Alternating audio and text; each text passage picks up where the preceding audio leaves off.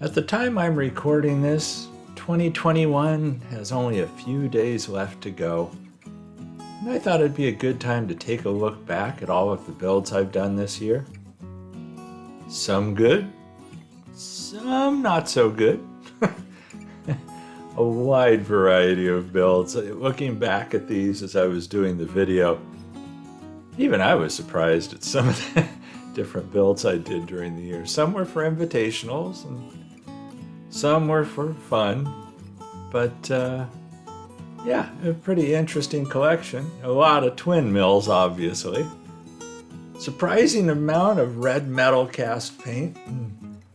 Seems like not nearly enough lime ice cars during the year. Although I guess that's subject to each person's opinion. I really appreciate all of the time that you take to watch these videos and all of the support that you've given me and the friendship. I truly do appreciate it, and it keeps me going doing these things.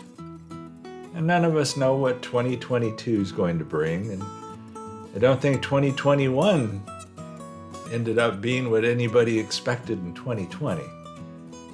But we'll make the best of it. And I don't know what I'm going to be doing build-wise, but I do plan on doing a lot more chopping of things, as I mentioned in the final video of the year. That build's not included here because it's coming out on the 31st of the month, and I'm doing this a little bit ahead of that. But again, I wish all of you a very wonderful 2022. And thanks again for all of your support in these. Special thanks to my family, daughters Maddie and Sarah, and our grandkids, River, Emma, Leo, Danny, Noah, Hunter, and Owen. Because they all support Grandpa too through his craziness. And finally, a special thanks also to my Patreon supporters.